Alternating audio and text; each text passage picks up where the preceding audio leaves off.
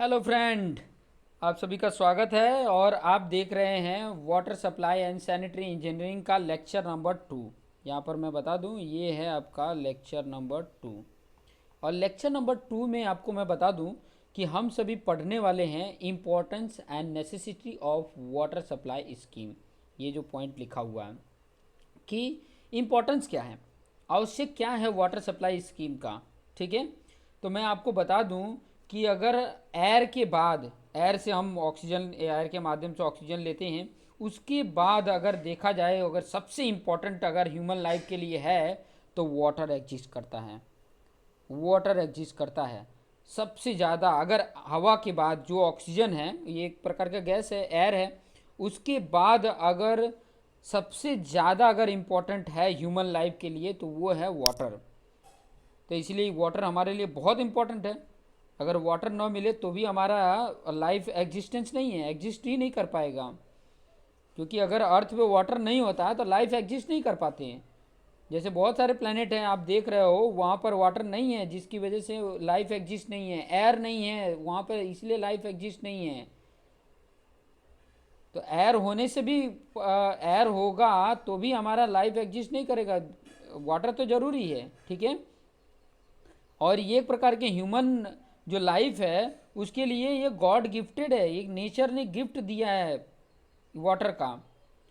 और हम ये सब कुछ जानते हैं, every one of us know how important and precious the water is. Water कितना इम्पोर्टेंट है और कितना हमारे लिए बहुमूल्य है। प्रीशियस है, प्रीशियस मतलब बहुमूल्य, इतना बहुमूल्य है जिसका हम दाम नहीं लगा सकते हैं। प्रीशियस का मतलब होता है कि जिसका मूल्य ना लगा सकें, इतना वो प्रीशियस है। फिर भी हम वाटर को ऐसे ही वेस्ट करते रहते हैं। मैं आप लोग से ये भी रिक्वेस्ट करूँगा कि वाटर को सेव करना सीखो। कहीं अगर पानी ऐसे ही बह रहा हो तो उसको बचाओ। क्योंकि ट्रीट करने के लिए आगे जब पढ़ोगे ना, ट्रीटमेंट करने के लिए कितनी मगजमारी करनी पड़ती है, क्या क्या नहीं करने पड़ते हैं।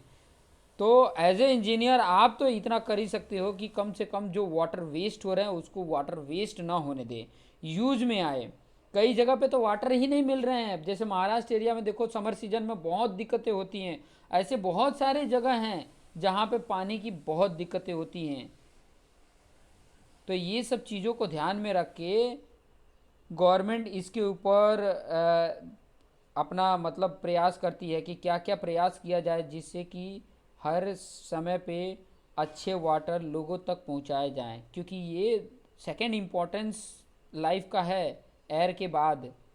और यही अगर हमारे लिए उपलब्ध नहीं रहेगा, आने वाले समय में अगर वेस्ट ही करते रहे, वेस्ट ही करते रहे, और आपको आगे आपको पता चलेगा कि कितना वाटर है, कितना वाटर है टोटल। जो अगर अर्थ पे देखोगे तो आपका टोटल टोटल अगर देखा जाए तो मेरे ख्याल से एक तिहाई भाग तो पानी ही है, पानी।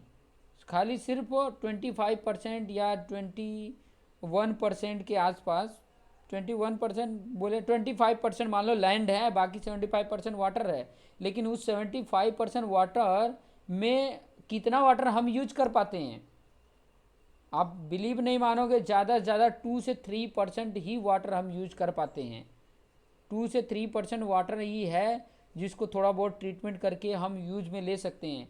बाकी तो सब सलाइन वाटर है, सॉल्टी वाटर है, वो हम डायरेक्टली यूज नहीं कर सकते। और उसको ट्रीटमेंट करने के लिए बहुत ही खर्च करने पड़ते हैं, बहुत ही मेहनत करने पड़ते हैं, बहुत ही हमारा जो कॉस्ट है वो ज़्यादा पड़ जाता है उसको ट्रीटमेंट करने के लिए। क्योंकि सॉल्टी वाटर तो हम पी नहीं सकते, और सॉल्टी वाटर हर जगह पे यूज नहीं हो सकता है, कंस्ट्रक्शन में भी नहीं यूज हो सकता है, इंडस्ट्री में भी यूज नहीं हो सकता है।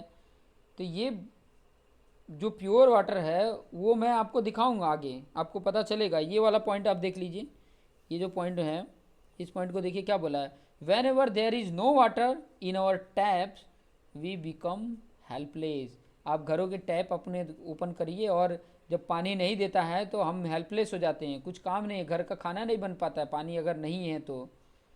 समझ में आया, घर का खाना नहीं बनेगा तो आप भूखे मर जाएंगे। No life can exist without water, बहुत इम्पोर्टेंट है ये वाटर इतना इम्पोर्टेंट है। जब मैं बोल ही दिया कि सेकंड इम्पोर्टेंट ह्यूमन लाइफ के लिए अगर कोई चीज़ है तो वो है वाटर। ठीक है। एयर के बाद अगर कोई इम्पोर्टेंट है तो वाटर।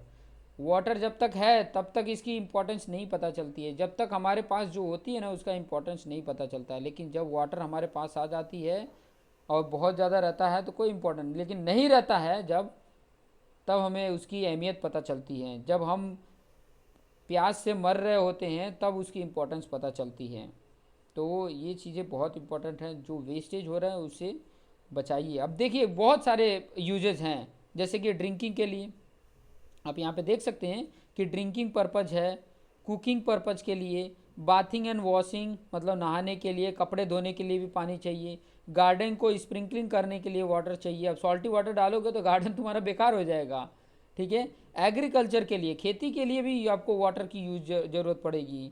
फिर बाद में रोड वॉशिंग के लिए ज़रूरत पड़ती है, फायर फाइटिंग के लिए वाटर की ज़रूरत पड़ती है, हाइड्रो पावर जनरेशन मतलब इलेक्ट्रिसिटी जनरेट करने के लिए, हाइड्रो पावर जनरेशन मतलब इलेक्ट्रिसिटी जनरेशन करने के लिए भी वाटर की ज़रूरत होती है। कंस्ट्रक्शन में वाटर की ज़रूरत होती है, स्विमिंग पूल्स और फाउंटेन में वाटर की ज़रूरत होती है, और इंडस्ट्रियल यूज में वाटर की ज़रूरत। देखिए कहाँ कहाँ वाटर की ज़रूरत पड़ती है, और वाटर ना मिले तो सब ये क्या हो जाएंगे, स्टॉप हो जाएंगे, सब के सब क्या हो जाएंगे, स्टॉप हो जाएगा। तो ये पॉइंट आप कौन ध्यान में रखेगा, हम जैसे लोग ही ध्यान में रखेंगे कि ताकि हमें जो भी ज़रूरत है वो चीज़ें प्रोवाइड कर सके, वो चीज़ें हमें मिल सके, ताकि उसके बेस पे हम आगे की चीज़ें कर सकें, आगे के जो भी वर्क है। अगर ज़्यादा से ज़्यादा वाटर हमारे पास रहे तो उसको हम अच्छे से यूज भी कर सकते हैं। कुछ कंट्री ऐसे हैं जहाँ पे ये वाटर है नहीं, सॉल्टी वाटर ही है, लेकिन अब उधर को ट्रीटमेंट करते कितना कॉस्टली होता है, वहाँ पे वाटर की जो चार्जेज है वो बहुत ज़्यादा होती है। तो ये चीज़ों को ध्यान में रखें, ट्रीट करने में बहुत ज़्यादा पैसे खर्च करने पड़ते हैं। कुछ और चीज़ें देख सकते हो यहाँ पर, देखिए water is absolutely essential not only for survival of human being. इतना इसेंशियल है, पूर्ण रूप से एकदम इसेंशियल है, उपयोगी है। और केवल सर्वाइवल ह्यूमन बीइंग के सर्वाइवल के लिए ही नहीं है, बट ऑल्सो एनिमल के लिए भी है, प्लांट्स के लिए भी है, and other living organism, other living being के लिए भी है। सिर्फ हमारे लिए ही वाटर की इम्पोर्टेंस नहीं है, प्लांट के लिए भी है, एनिमल्स भी हैं, और भी बहुत सारे लिविंग बीइंग हैं, उनको भी वाटर की ज़रूरत है। अगर वाटर अगर वेस्ट होते रहा तो फिर बाद में हमारी लाइफ एग्जिस्ट नहीं कर पाएगी। तो ये पॉइंट आपको आसानी से समझ में आ गया होगा। आगे देख लेते हैं, successfully implementation of water supply scheme gives the following benefits. जहाँ पर इम्प्लीमेंटेशन हो गया, सक्सेसफुली हो गई है वाटर सप्लाई स्कीम का, तो उसके बेनिफिट देखिए। अब बेनिफिट आपको पता चलेगा, ठीक है, कौन कौन से बेनिफिट है। पहला नंबर तो गुड क्वालिटी वाटर अवेलेबल होगा। Availability of good quality of water मतलब जहाँ पर ये इम्प्लीमेंटेशन है, जहाँ पर सक्सेसफुली इम्प्लीमेंट हो चुका है, उसकी वजह से कितने बेनिफिट मिल रही है। देखिए availability of good quality of water होगा, मतलब गुड क्वालिटी का वाटर अवेलेबल होगा, और जहाँ नहीं है वहाँ जाके उन लोगों से पूछो कि वाटर कैसे कैसे इंतज़ाम करते हैं। कमाने से ज़्यादा वाटर के पीछे पड़े रहते हैं कि कैसे वाटर हमें मिल सके। खास करके अगर इसके बारे में अगर वाटर की अहमियत जाननी है तो मुंबई नगरी में रह के देखो, बहुत सारे जो चालियों में रहते हैं उनसे पूछो कि कितनी अहमियत होती है। फिर नेक्स्ट पॉइंट अगर देखेंगे, नेक्स्ट पॉइंट अगर देखिए, availability of sufficient quantity of water, जितना ज़रूरत है उस पर्याप्त क्वांटिटी ऑफ वाटर की भी अवेलेबल हो सकता है। ये जिसने इम्प्लीमेंट किया है उसके बारे में बेनिफिट दिखा रहा है। जहाँ पे इम्प्लीमेंटेशन नहीं है वहाँ पर अवेलेबल नहीं होगा, ज़रूरत की वाटर नहीं मिल पा रही है, टैंक मंगाने पड़ते हैं फिर भी कम पड़ जाता है। वाटर को बाथिंग के लिए, वॉशिंग के लिए, कुकिंग के लिए बड़ी सोच समझ के यूज़ करते हैं। उनको अहमियत है कि कितना प्रीशियस है, कितना पानी कीमती है। नेक्स्ट पॉइंट देखिए, decrease in water borne diseases like cholera, typhoid, dysentery, ठीक है, ये सब बीमारियों को कम कर दिया गया। किसके कारण, अगर साफ़ पानी मिलेगा लोगों को पीने के लिए तो ये सब बीमारी नहीं होंगी। कॉलेरा, टाइफाइड, ये सब डिसेंट्री, ये सब बीमारियां हैं जो वाटर की वजह से होती हैं। जॉइंडिस वाटर की वजह से होता है। अगर वाटर हमारा परफेक्ट है, लोगों के लायक है, तो इससे बीमारियां कम हो जाएंगी, बीमारी होगी ही नहीं। तो ये भी चीज़ें बेनिफिट हो जा रही है। गुड क्वालिटी अगर वाटर अच्छी तरह से इम्प्लीमेंटेशन हुआ है तो ये बेनिफिट मिल गया। चौथी बेनिफिट देखेंगे, the sanitation of area is considerably improved by the adequate water supply. मतलब जो सैनिटेशन एरिया है वो प्रॉपर तरीके से वाटर सप्लाई के लिए वाटर सप्लाई के द्वारा एकदम इम्प्रूव्ड है, कि प्रॉपर तरीके से एकदम बना हुआ है। फिर उसके बाद से water is use economically and losses and wastage are reduce. इसकी वजह से ये जो वाटर इकोनॉमिकली हो जाएगा, इकोनॉमिकली यूज कर सकेंगे, लॉसेस कम होगा, वेस्टेज और रिड्यूस हो जाएगा। ठीक है, वेस्टेज जो है या लॉसेस है वो क्या हो जाते हैं, या इकोनॉमिक है वो रिड्यूस हो जाते हैं जहाँ पर इम्प्लीमेंट है।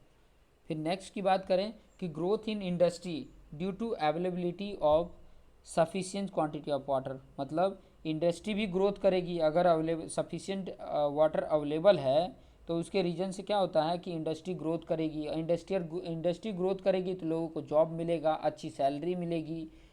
तो ये सब कुछ एक दूसरे के ऊपर डिपेंड है। नेक्स्ट पॉइंट अब की बात करूं कि increase in opportunity of employment to the local people.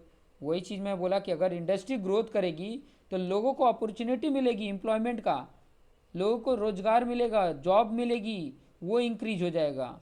Opportunity जो है जॉब मिलने की, लोगों को लोकल एरिया के लोगों को जॉब मिले की जो अपॉर्चुनिटी है वो इंक्रीज हो जाएगी। फिर नेक्स्ट है 8 नंबर का, the growth of new industry for various pipe of appurtenances such as walls है, बिपकॉक है etcetera take place in locality granting employment opportunities. इसकी वजह से लोगों को अपॉर्चुनिटी मिलेगी। जब ये सब की ज़रूरतें पड़ेंगी तो लोगों को ये जॉब भी मिलने लगेगा और मतलब एम्प्लॉयमेंट भी मिलेगा, और उसकी वजह से काफ़ी ज़्यादा मतलब इंडस्ट्री भी ग्रोथ करेगी, लोगों का भी ग्रोथ होगा। अब यहाँ पर मैं आपको बताने वाला हूँ कि सोर्सेस ऑफ वाटर, क्योंकि बहुत इंपॉर्टेंट है ये कि अब सोर्स क्या है। यहाँ तो आपने ऊपर तक तो अभी कुछ कॉमन चीज़ें आपने समझ लिया, ठीक है, कि जहाँ पर इम्प्लीमेंट हो गया है, जहाँ पर प्रॉपर तरीके से इम्प्लीमेंट हो गए हैं तो उसकी वजह से लोगों को क्या क्या बेनिफिट मिल रही है वो तो देख लिया आपने। फिर बाद में सोर्सेस, कौन कौन से सोर्सेस हैं वाटर के, तो वो सोर्सेस आप देख लीजिए। ठीक है, सोर्सेस कौन कौन से हैं, तो 2 तरीके के सोर्स होते हैं यहाँ पर। अगर आपको मैं बताऊँ तो 2 तरीके के सोर्स होते हैं। एक तो सरफेस वाटर सोर्सेस होता है, एक ग्राउंड वाटर सोर्सेस होता है। सोर्सेस ऑफ वाटर का मतलब क्या है, the location from where water can available are called sources of water. अगर क्वेश्चन आ रहा है कि सोर्सेस ऑफ वाटर क्या है, तो the location from where water can be available are called sources of water. कहाँ कहाँ पे वाटर सोर्सेस हैं, और वो कैसे वाटर जो हम कम ट्रीटमेंट में लोगों तक पहुंचा सके, वो सोर्सेस की बात कर रहा हूं मैं। उस सोर्स की बात यहाँ पर बिल्कुल नहीं कर रहा हूँ कि जो सोर्सेस, उन सोर्सेस की बिल्कुल बात नहीं कर रहा हूँ कि जो सोर्सेस मतलब को ट्रीटमेंट करने में बहुत ज़्यादा खर्चा पड़ रहा हो, जैसे सॉल्टी वाटर, सी वाटर, समुद्र का, ओशियन का, ये सब वाटर की बात बिल्कुल नहीं कर रहा हूँ मैं। तो जैसे सरफेस वाटर में अगर आप देखोगे तो आपका लेक आ जाता है, पॉन्ड आ जाता है, स्ट्रीम आ जाती है, रिवर आ जाता है, स्टोरेज रिजर्वियर आ जाता है। ठीक है, जहाँ पर डैम बना रहता है, जहाँ पे क्या बना रहता है, डैम बना रहता है, तो स्टोरेज रिजर्वियर। और ग्राउंड वाटर सरफेस की अगर मैं बात करूँ तो इन्फिल्ट्रेशन वेल कुआं, इन्फिल्ट्रेशन वेल। अब ये क्या होता है मैं फिगर के थ्रू आपको बताऊंगा। फिर इन्फिल्ट्रेशन गैलरी, स्प्रिंग्स है, वेल्स हैं। ठीक है, और वेल में भी देखो ओपनिंग वेल है, ट्यूब वेल है, आर्टेजियन वेल है, फ्रेंच वेल है। तो ये सब के बारे में थोड़ा सा और अच्छे से मैं आपको एक्सप्लेन करके बताऊंगा कि ये जो सरफेस वाटर सोर्सेस हैं और ग्राउंड वाटर सोर्सेस हैं ये किस तरीके से हैं, इनको किस तरीके से यूज में लाया जा सके, तो इसको थोड़ा सा और अच्छे से थोड़ा सा पढ़ेंगे। लेकिन उसके पहले मैं आपको थोड़ा सा ये जानकारी बहुत इंपॉर्टेंट है जो देना था। ठीक है, जो पहले से मैं बात करते आ रहा हूँ, the distribution of water on the earth is as follows. Distribution of water, जैसे अभी मैं बताऊं कि सी और ओशियन जो है उसका टोटल वाटर का जितना भी टोटल वाटर है ना, उस टोटल वाटर का 97% तो सी और ओशियन का वाटर है। 7%, 97%। अब अंदाज़ा लगा सकते हो कि बाकी जितने परसेंटेज है वही उन्हीं वाटर को हम आसानी से ट्रीटमेंट करके लोगों तक पहुंचा सकते हैं। अब देखो ग्राउंड वाटर 2% है। एट पोल्स और फ्रोजन आइस जो है वो कितना है, 0.75% है। और रिवर और लेक से कितना 0.25% ही वाटर मिला है, 0.25%। टोटल वाटर का, ये टोटल 100% वाटर का जो वाटर बहुत ही ज़्यादा ट्रीटमेंट करने में खर्च हो, वो 97% वाटर है जो जिसका हम ट्रीटमेंट करते ही नहीं हैं। हम सिर्फ इन्हीं वाटर का ट्रीटमेंट करते हैं और इन्हीं को लोगों तक पहुंचाते हैं। अब देखो ये पूरे टोटल वाटर का कितना कम परसेंटेज है। अगर अंदाज़ा लगाओगे तो सिर्फ और सिर्फ 2 से 2.5 या 2.25 जितना ही वाटर है जिसको हम ट्रीटेड करके लोगों तक पहुंचाते हैं। तो इन सब चीज़ों को अगर ध्यान में रख कर अगर देखा जाए तो कहीं न कहीं हमें वाटर एक बहुत बड़ा इशू है। इन पे हमें बहुत अच्छे से ध्यान देना चाहिए कि वाटर को किस प्रकार से यूज़ किया जाए। बाथिंग में हो, चाहे कुकिंग में हो, चाहे इंडस्ट्रियल पर्पज़ हो, चाहे कहीं पर भी यूज हम कर रहे हैं तो उसका वेस्टेज ज़्यादा से कम हो। ठीक है, रिसाइकलिंग कैसे हो सके, ये सब चीज़ें जैसे कि मैं आपको पहले ही बताया कि अगर सिर्फ लैंड 29% है टोटल, अगर अर्थ का सरफेस की अगर मैं बात करूं तो 29% लैंड है और 71% आपका वाटर ऑक्यूपाई करके रखा है। ठीक है, surface area of earth occupied by water, water occupied करके रखा है। लैंड जो ऑक्यूपाइड किया है वो 29% और जो अर्थ का सरफेस है वो 71% तो वाटर ने ऑक्यूपाइड करके रखा है। तो 71% अगर वाटर ने ऑक्यूपाइड करके रखा है तो इतने 71%, मतलब इसको अगर मैं 100% अगर मानता हूँ तो इस बेसिस में 97% तो तुमको सी और ओशियन के वाटर हैं। सिर्फ बच जाता है 2 से 2.25 जितना ही परसेंटेज वाटर बच जाता है जो हम आसानी से ट्रीटेड करके और लोगों तक पहुंचा देते हैं। तो इन पॉइंटों को थोड़ा सा ध्यान में रखेंगे और आगे मैं ये जो ऊपर की ये जो पॉइंट बताया हूँ ना, जैसे कि लेक्स हैं, पॉन्ड्स है, स्ट्रीम है, रिवर है, स्टोरेज रिजर्वियर हैं, इन सब के बारे में आपको डिटेल में नॉलेज होना चाहिए। कि पहले नंबर तो लेक्स देख लो कि कहाँ कहाँ पे कौन कौन से लेक्स हैं, लेक्स के बारे में पता होना चाहिए, पॉन्ड्स के बारे में पता होना चाहिए। कुछ जानकारियाँ मैं यहाँ पर दे देता हूँ, जैसे कि यहाँ पर बहुत सारे पिक्चर्स लेकर मैंने आपको समझाया है कि जैसे कि देखो जम्मू एंड कश्मीर में देखोगे तो ये लेक है। ठीक है, ये जम्मू एंड कश्मीर का लेक है। फिर उसके बाद से यहाँ राजस्थान में देखोगे ढेबर लेक, देबू लेक है। फिर बाद में जैसलमेर लेक उदयपुर में है। ठीक है, नाकी लेक माउंट आबू के पास है, नाकी लेक है, देख सकते हैं यहाँ पे। फिर उसके बाद से ये पुष्कर लेक है, ये भी राजस्थान में है। फिर कुछ और लेक के बारे में देख लीजिए, जैसे कि नाल सरोवर है, नाल सरोवर है। फिर उसके बाद ये जो नाल सरोवर की अगर मैं बात करूँ तो ये गुजरात में है। ये वाला जो है नाल सरोवर ये कहाँ पर है, गुजरात में है। ये सबका नाम इम्पोर्टेंट है, ये गुजरात में है। नाल सरोवर पता रहना चाहिए कि कौन कौन से सरोवर है। ठीक है, अभी इसके पहले ये जो मैंने बताया था पुष्कर, ये भी राजस्थान में है। ठीक है, ऊपर के ये 3 कंटिन्यू जो फोटो हैं ये राजस्थान के, नाकी है, पुष्कर है और ये देवर है, देवर लेक उदयपुर का। फिर ये गुजरात का हो गया। फिर बाद में ये वाला जो को देखो near Hussain Sagar lake, Hussain Sagar lake ये आंध्र प्रदेश का है। ये कहाँ का है, आंध्र प्रदेश का है। ये आंध्र प्रदेश का है। ये पिक्चर इसीलिए लेकर बताया कि कैसा है, आपको आइडिया मिल जाएगा कि ये नियर हुसैन सागर लेक है। ठीक है, हुसैन सागर लेक बोला जाता है। फिर बाद में ये वाला जो लेक देख रहे हो जिसको पुलिकेट लेक, चेन्नई में, चेन्नई मतलब तमिलनाडु। ठीक है, तमिलनाडु। ठीक है, तमिलनाडु का ये पुलिकट लेक है। फिर उसके बाद से कुछ और लेक है जैसे कोलेरू लेक। कोलेरू लेक कहाँ पे, आंध्र प्रदेश नाम से यहाँ पर देखो यहीं पे लिख दिया है, ये कोलेरू लेक है, इस प्रकार से है, इस प्रकार से है। ठीक है, कुछ पिक्चर इसीलिए डाल दिया। चिल्का जो है ये उड़ीसा में है। ठीक है, ये कहाँ पे है, उड़ीसा, उड़ीसा में है ये जो चिल्का लेक है। फिर उसके बाद से ये जो लेक आप देख रहे हैं ये लेक वो केरला में है। देख के भी आपको आइडिया मिल जाता होगा केरला में जो इस प्रकार से पिक्चर्स देखने से आइडिया मिल जाता है। फिर ग्राउंड वाटर सोर्सेज के बारे में भी नेक्स्ट वीडियो में मैं आपको बताऊंगा कि ग्राउंड वाटर सोर्सेज कौन कौन से हैं। तो नेक्स्ट वीडियो में उससे रिलेटेड मैं बात करूंगा और आपको समझाऊंगा कि ताकि आपको आइडिया मिल सके और उसके अकॉर्डिंग आप वर्क कर सकें। तो देखते रहिए। और मैं पहले ही बता चुका हूँ कि अगर वीडियो अच्छा लग रहा है तो प्लीज़ एंड प्लीज़ शेयर करना ना भूलें, शेयर ज़रूर करें, ठीक है। शेयर करें, अच्छा लग रहा है तो लाइक करें और कमेंट भी करें, कमेंट करके बताइए कि कैसा है, ठीक है। और चैनल पे नए हैं तो सब्सक्राइब करना मत भूलें, सब्सक्राइब करें, ठीक है, सब्सक्राइब करें।